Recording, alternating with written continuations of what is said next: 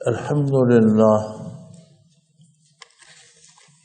للہ رب العالمین والصلاة والسلام علی حبیبہ محمد وآلہ وصحبہ اجمعین۔ اعوذ باللہ من الشیطان الرجیم، بسم اللہ الرحمن الرحیم۔ وعن ابی ہریرۃ رضی اللہ تعالی عنہ قال قال رسول اللہ صلی اللہ علیہ وسلم قال اللہ تعالی کذبنی ابن آدم ولم یکن له ذلک وشتمنی ولم یکن له ذلک فاما تکذیبہ ایایا فقولہ لن یعیدنی کما بدانی ولیس اول الخلق بأہون علی من اعادتہ واما شتمہ ایایا فقولہ اتخذ اللہ ولدا وانا الاحد الصمد الذی لم الد ولم اولد ولم یکن لی کفوا احد۔ ففی روایت ابن عباس واما شتمہ ایایا فقولہ لی ولد سبحانی ان اتخذ صاحبة او ولدا او کما قال رسول اللہ صلی اللہ علیہ وسلم، رواہ البخاری۔ حضرت ابو ہریرہ رضی اللہ تعالیٰ عنہ سے روایت ہے کہ رسول اللہ صلی اللہ علیہ وآلہ وسلم نے فرمایا، اللہ تعالیٰ نے فرمایا مجھ کو آدم کا بیٹا جھٹلاتا ہے اور یہ بات اس کے لیے لائق نہیں، اور مجھ کو برا کہتا ہے اور یہ اس کو لائق نہیں، پس کا مجھ کو جھٹلانا، اس کا یہ کہنا کہ مرنے کے بعد مجھے ہرگز زندہ نہ کرے گا جیسے پیدا کیا پہلی بار، اور پہلی بار پیدا کرنا اس کے زندہ کرنے سے سہل تر نہیں، اس کا مجھ کو برا کہنا یا گالی دینا، یہ کہنا ہے کہ اللہ کی اولاد ہے، حال یہ ہے کہ میں ایک ہوں، بے نیاز ہوں، نہ جنا میں نے نہ جنا گیا، اور نہیں میرے واسطے ہمسر کوئی۔ ابن عباس رضی اللہ عنہ کی ایک روایت میں ہے کہ اس کا برا کہنا یہ کہنا ہے کہ میرا فرزند ہے اور میں اس بات سے پاک ہوں کہ میں کسی کو اپنی بیوی یا فرزند ٹھہراؤں۔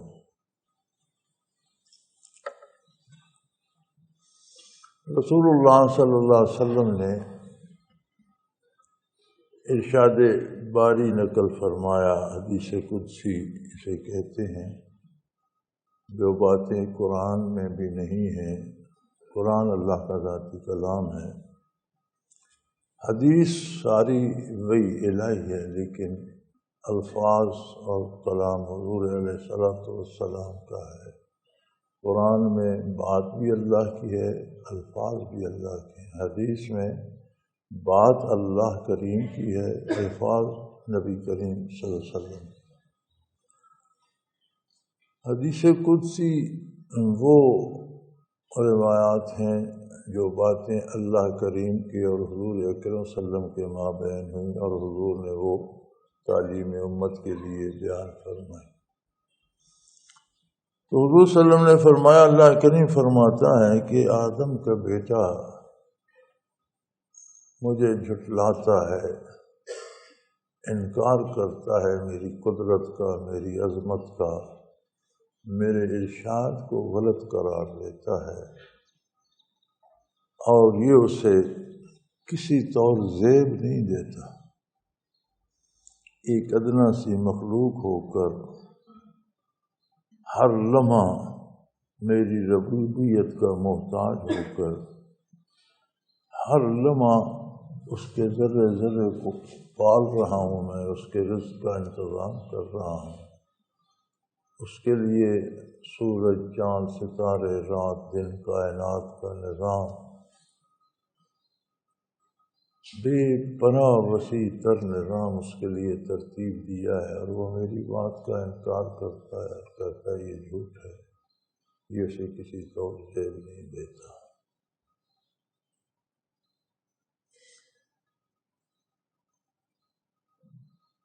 وشتمنی، شتم گالی کو کہتے ہیں۔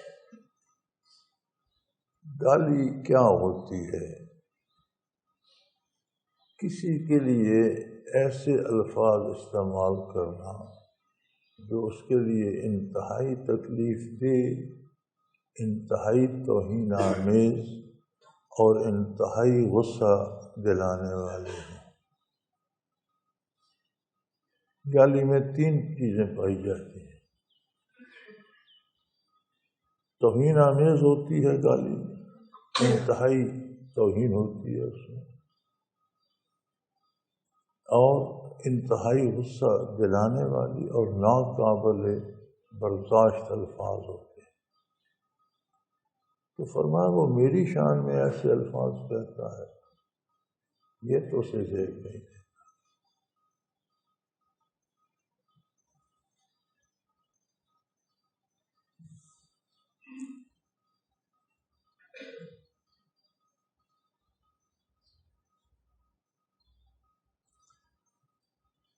فرمایا میری تکذیب کرنا یا میرے ارشاد کو غلط کہنا یا میرے فیصلوں کو ناقابل عمل ٹھہرانا ایسا نہیں ہو سکتا۔ ان میں سر فہرست بات یہ ہے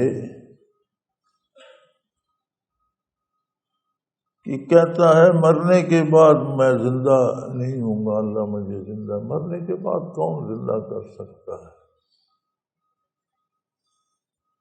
گوشت گل سڑ گیا، چمڑا گل سڑ گیا، ہڈیاں گل سڑ کر خاک ہو گئی، خاک کے پریشان اڑ گئی، کوئی ذرہ کہیں گیا، کوئی کہیں گیا۔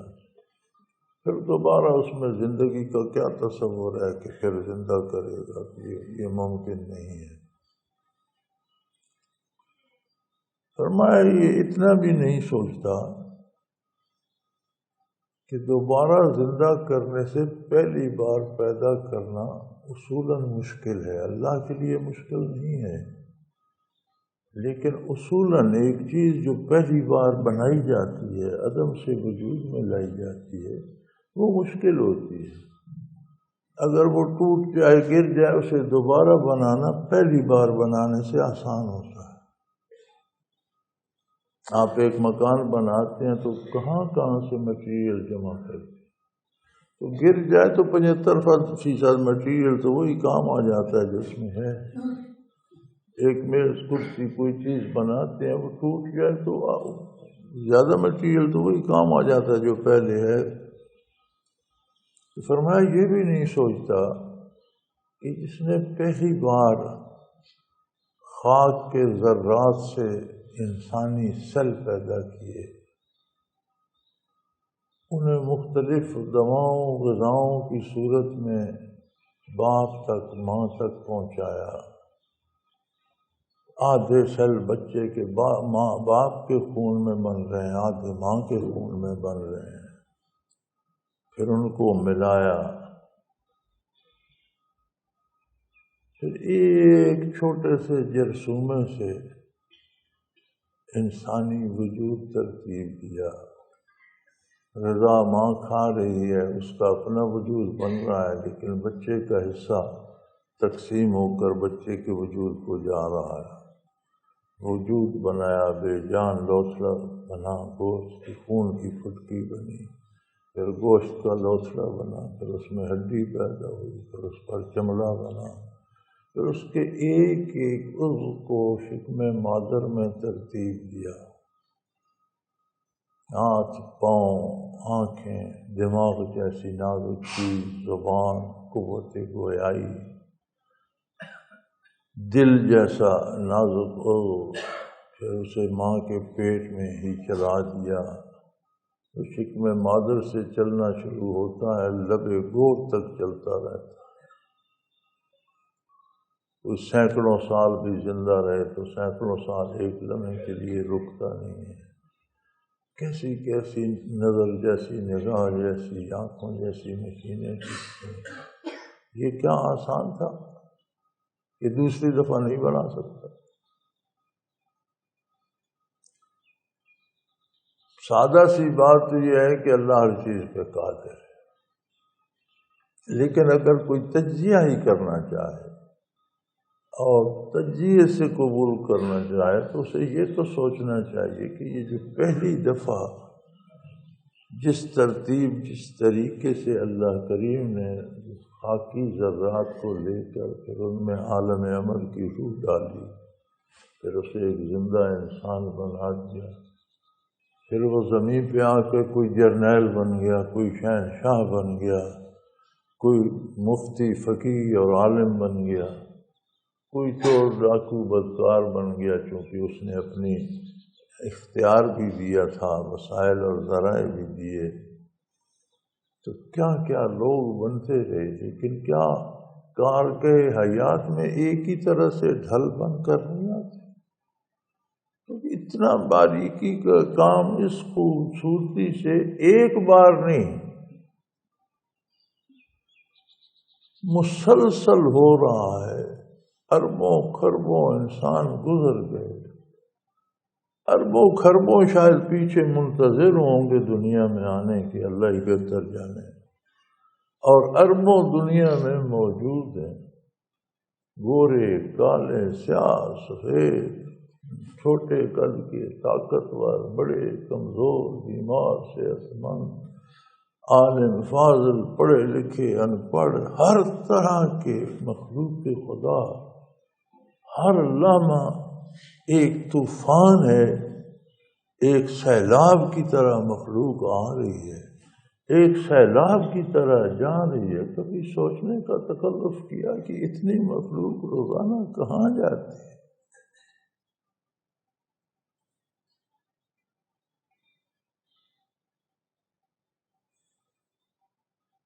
یہ ایک انسانی طوفان ہے جو ہر لمحہ خاک میں مل رہا ہے۔ کیا خبر تہ خاک تماشا کیا ہے؟ یہ کیا ہو رہا ہے زمین میں؟ کچھ تو ہوگا، اتنی مخلوق کہاں جا رہی ہے، ان کا کیا انجام ہو رہا ہے؟ اور جانے والوں سے آنے والوں کا تانتا زیادہ بندہ ہوا ہے، انسانی آبادی بڑھ رہی ہے۔ تو اگر یہی یہ سوچ لے کہ جس قادر مطلق نے پہلی بار پیدا فرمایا اس کے لیے دوسری بار پیدا کرنا کیا مشکل ہے؟ اگر عقلی دلیل سے یا جرح کر کے ہی قائل ہونا ہے، ایمان باللہ تو یہ ہے کہ صداقت پیغمبر صلی اللہ علیہ وسلم پر ایمان ہو، بھروسہ ہو، اعتماد ہو، اور سب سے بڑی دلیل بندے مومن کے لیے یہ ہے کہ یہ بات مجھے رسول اللہ صلی اللہ علیہ وسلم نے بتائی، بات ختم۔ مسلمان کی ایک ہی دلیل ہے، یہ بات کیوں مانتے ہو، ایسا عقیدہ کیوں ہے؟ یہ مجھے رسول اللہ صلی اللہ علیہ وسلم نے بتایا، بات ختم ہو۔ لیکن اگر کوئی عقلاً ہی سوچنا چاہے تو وہ سوچے تو صحیح، انسانی وجود کی تعمیر، اس میں حیات کا پیدا فرمانا پہلی بار کیا آسان ہے کہ دوسری بار اسے مشکل لگتا ہے کہ مجھے کوئی زندہ کیسے کرے گا؟ یہ اسے زیب نہیں دیتا تھا۔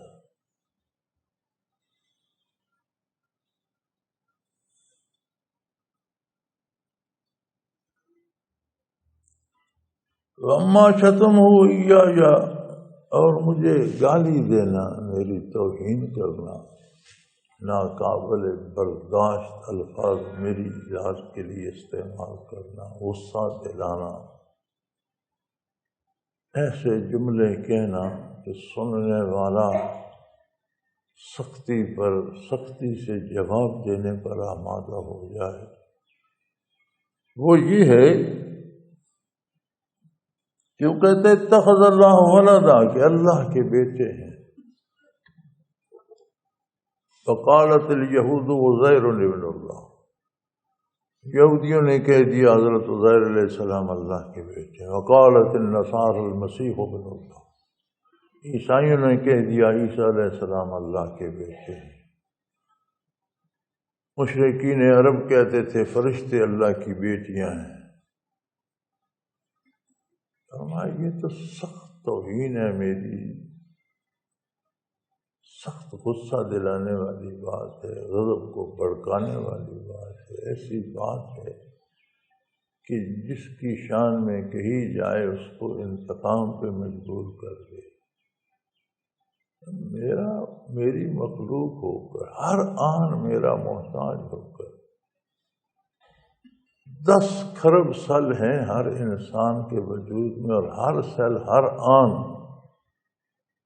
قدرت باری کا محتاج ہے، بن رہا ہے، مر رہا ہے، پیدا ہو رہا ہے۔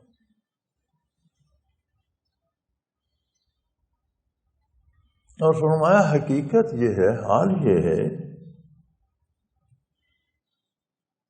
کہ انا الاحد، کہ میں غیر منقسم اکائی ہوں۔ ہمارے یہاں ایک محاورہ عام بولا جاتا ہے، اللہ واحد ہے۔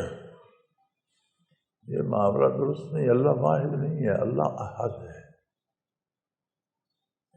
واحد تو یہ انگلی واحد انگلی ہے،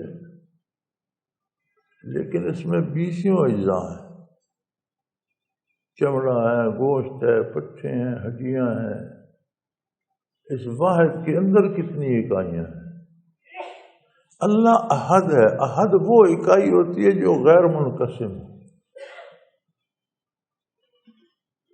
کائنات میں کوئی چیز احد نہیں ہے، واحد ہے، احد نہیں ہے۔ زمین کے خاک کے ذرات بٹتے جائیں، اخیر اتنا چھوٹا ذرہ رہ جائے جو آگے ٹوٹ نہ سکتا ہو، تقسیم نہ ہو سکتا ہو، تو کیا وہ احد ہوگا؟ نہیں، وہ بھی واحد ہے۔ اس کے اندر پھر حیات موجود ہے، مثبت منفی الیکٹرانک موجود ہے۔ یہ جو آپ کا ایٹم بم ہے، اسی غیر منقسم ذرے کو پھاڑا گیا نا، تو اتنا بڑا دھماکہ ہوا کہ دنیا تباہ ہو۔ تو سب سے باریک ذرہ جو غیر منقسم رہ جاتا ہے وہ بھی احد نہیں ہے، واحد ہے۔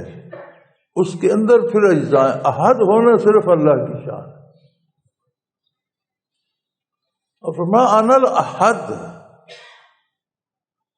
ہمارے ہاں یہ جملہ زبان زد عام ہے، لوگ قسم کے طور پر بھی کہہ دیتے ہیں، جی میں اللہ واحد ہے، میں سچ کہہ رہا ہوں۔ اللہ واحد نہیں ہے، اللہ حد ہے۔ واحد کے اندر اکائیاں ہوتی ہیں، اس کے اجزاء ہوتے ہیں۔ اللہ کریم کی ذات کے اندر اجزاء نہیں ہے، وہ احد ہے۔ اس کی اپنی شان ہے، اس کی اپنی قدرت ہے، اس کے اپنے کمالات ہیں، کوئی اس کا نہ ثانی ہے نہ کوئی ایسا وہ ہے ہی نہیں۔ واحد ہے کائنات میں، احد صرف اللہ ہے۔ انا الاحد الصمد، اور میں بے نیاز ہوں۔ یہاں بڑی غلط فہمی لگتی ہے، اس کا ترجمہ لکھ دیتے ہیں، یہاں بھی ترجمہ یہی لکھا ہوا ہے کہ میں بے پرواہ ہوں۔ بے پرواہ اور لاپرواہ ہم مانی ہیں۔ بے پرواہ سے یوں سمجھ آتی ہے جیسے اللہ کریم کو ہماری کوئی پرواہ نہیں، اور ہم خود ہی دھکے کھاتے پھرتے ہیں، جو ہو ہمارے ساتھ اچھا ہو برا ہو، اللہ کو ہماری ایسی نہیں بات۔ بے پرواہ نہیں، وہ بے نیاز ہے۔ نیاز ہوتا ہے احتیاج، ضرورت، تھوڑی بہت بھی کسی کی مدد کی ضرورت، کہیں کسی کی تعاون کی ضرورت، کہیں کسی کی رائے مشورے کی ضرورت، کہیں کسی سے کوئی معنی پوچھنے کی ضرورت، کہیں کسی بات کی ادنا سی کوئی ضرورت، تو بے نیاز اسے کہتے ہیں جسے کسی سے کچھ لینے کی کوئی ضرورت نہیں۔ علم میں، عمل میں، طاقت میں، قدرت میں، حیات میں، کسی معاملے میں کسی کا کوئی احتیاج، کسی کا کوئی محتاجی، کسی کی کوئی ضرورت اس سے نہ ہو، اسے بے نیاز کہتے ہیں۔ بے پرواہ ترجمہ درست نہیں ہے، وہ اللہ بے نیاز ہے۔ ساری کائنات اس کی حاجت مند ہے، اسے کسی کی حاجت نہیں۔ تو فرمایا حق یہ ہے کہ میں بے نیاز ہوں، یہ وسیع کائنات قائم رہے کوئی فرق نہیں پڑتا، ساری مٹ جائے میری عظمت میں کوئی فرق نہیں، سارے لوگ میری بارگاہ میں سر بسجود ہو جائیں میری شان میں کوئی فرق نہیں، سارے انکار کر دیں میری عظمت میں کوئی فرق نہیں پڑتا۔ انسانی افعال و کردار یا مخلوق کے افعال و کردار کا اثر خود مخلوق پر ہوتا ہے، خالق بے نیاز۔ جو نیکی کرتا ہے وہ اللہ پہ احسان نہیں کرتا، جو نہیں کرتا وہ اللہ کریم کا کچھ بگاڑتا نہیں ہے۔ تو یہ انسانی خرابات ہیں۔ بندہ 4 دن نمازیں پڑھ لینا تو پھر وہ سمجھتا ہے کہ دوست خط لکھتے ہیں جی اتنے عرصے سے ذکر بھی کرتا ہوں، اتنی نمازیں پڑھتا ہوں، پھر بیٹا بیمار ہو گیا۔ بھائی بیٹے کی بیماری کا تعلق آپ کی نمازوں سے کیا؟ نماز آپ پر فرض ہے تو پڑھتے ہیں۔ اللہ کریم کی نعمتیں کھاتے کتنی ہیں، پتہ تو تب لگتا کہ وہ یہ سورج کی کرنیں اور ہوا کے جھونکے اور بارش کے قطرے بھی حکمرانوں کے قبضے میں دے دیتا، اور وہ پھر قیمت لے کر بجلی کی طرح تمہیں سپلائی کرتے، تمہیں سمجھ آ جاتی۔ خالی کتنے آکسیجن استعمال کرتے ہو، کوئی چندہ کوئی ٹیکس کچھ نہیں، تمہارے وجود کے اندر 10 کھرب سیل پال رہا ہے، 6 مہینے سے زیادہ کوئی سیل زندہ نہیں رہتا، 6 مہینے میں ہر بدن کے اندر 10 کھرب موتیں ہوتی ہیں، 10 کھرب نئے سیل پیدا ہوتے ہیں۔ 10 کھرب موتیں تو میرا خیال ہے کئی سالوں میں زمین پر ساری آبادی 6 کھرب ہے، موتیں 10 کھرب کہاں سے ہیں؟ اتنا وسیع نظام ایک جسم کے اندر جو چلا رہا ہے۔ تم نے 2 دن نماز پڑھی تو تم کہتے ہو اب میں خدا بن جاؤں، میرے فیصلے نافذ ہوں۔ عبادت کر کے کوئی خدا تو نہیں بن جاتا، اسے یہ وہم ہو جائے میں بڑی عبادت کرتا ہوں، اب جو میں چاہوں وہ ہوگا، تو وہ جو اللہ چاہے گا۔ تم عبادت کر کے اللہ کے بندے تو بن سکتے ہو، اللہ کے شریک نہیں بن سکتے کہ تمہارے فیصلے نافذ ہونا شروع ہو۔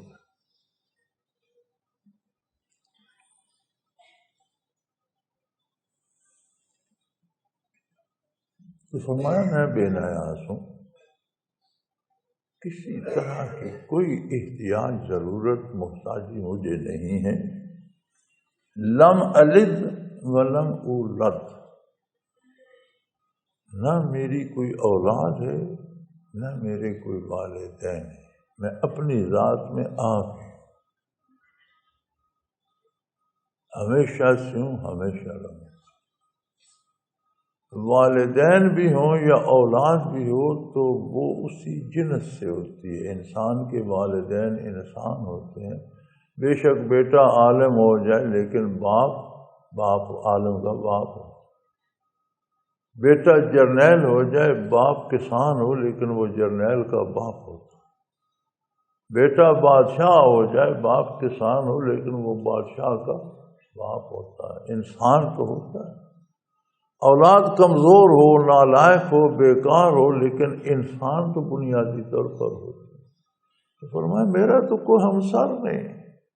اگر والدین ثابت کرتے ہو تو پھر کئی معبود کئی خدا بن جائیں گے، اولاد ثابت کرتے ہو تو کم از کم وہ معبود تو ہوگا، الہ الوہیت تو اس میں ہوگی، جیسے انسان کے بچے میں انسانیت ہوتی ہے، جانور کے بچے میں جانور کی خصوصیات ہوتی ہیں۔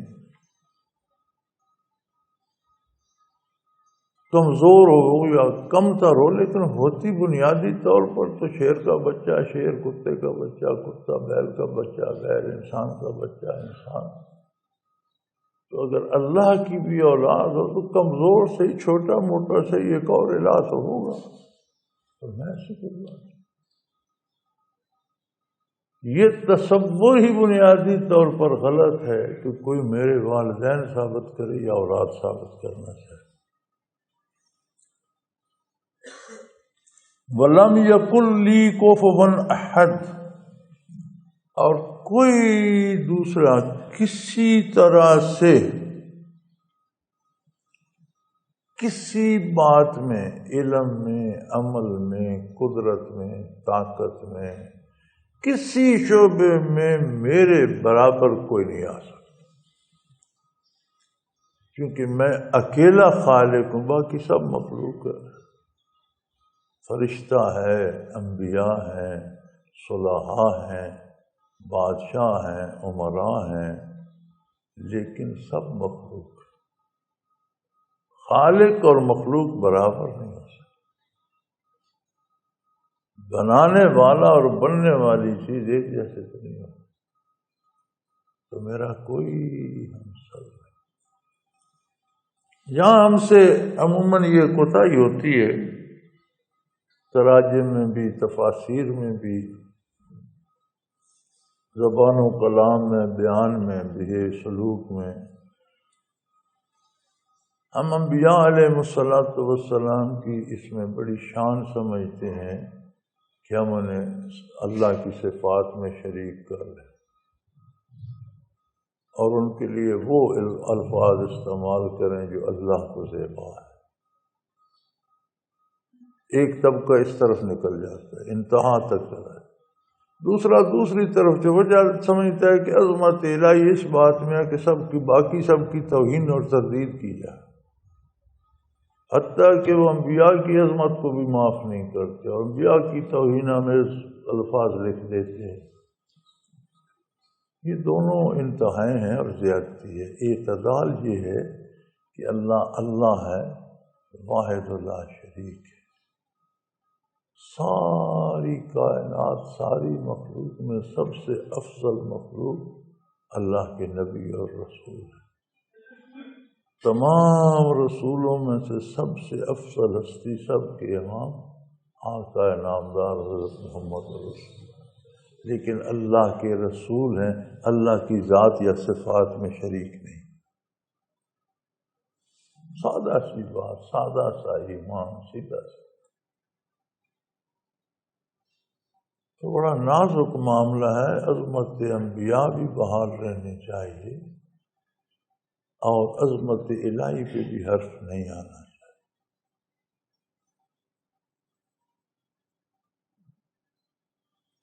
حضرت ابن عباس رضی اللہ تعالی عنہ کی ایک روایت میں ہے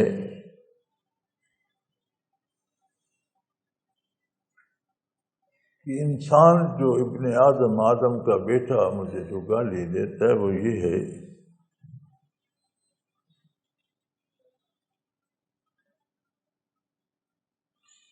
فَقَالُهُ لِي وَلَدٌ، اس کا یہ کہنا کہ میری اولاد ہے، میرا بیٹا ہے۔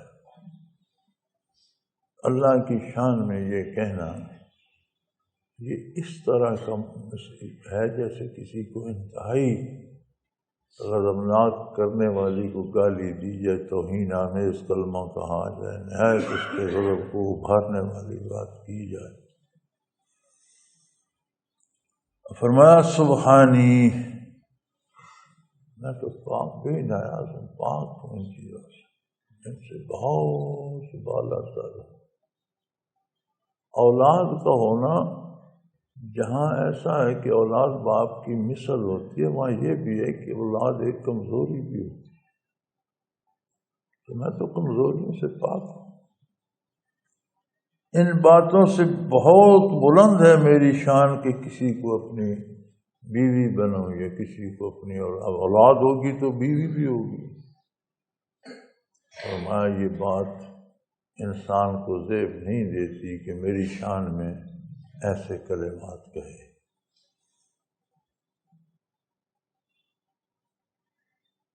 جو وہ کریم ہے، یہ سب کچھ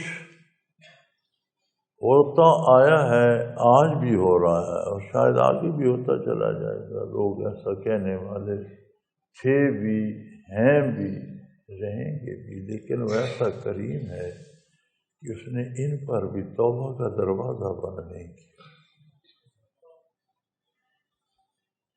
اس ارشاد عالی سے بھی مراد یہ ہے کہ اگر کوئی آج تک کسی طرح کی کوتاہی، غلطی، غلط عقیدہ رکھ چکا ہے تو اب توبہ کر لے، واپس آ جائے۔ دوسری اس کی رحمت یہ ہے کہ کبھی کسی کا رزق اس نے بند نہیں کیا، اپنی پرورش ختم نہیں کی، اپنی تربیت کر رہا ہے، اپنی ربوبیت سے محروم نہیں۔ انسان کچھ کرتا رہے، وہ اس کا رزق، اس کی روزی، اس کی زندگی جو اس نے مقرر کر دیا ہے وہ دیتا رہتا ہے۔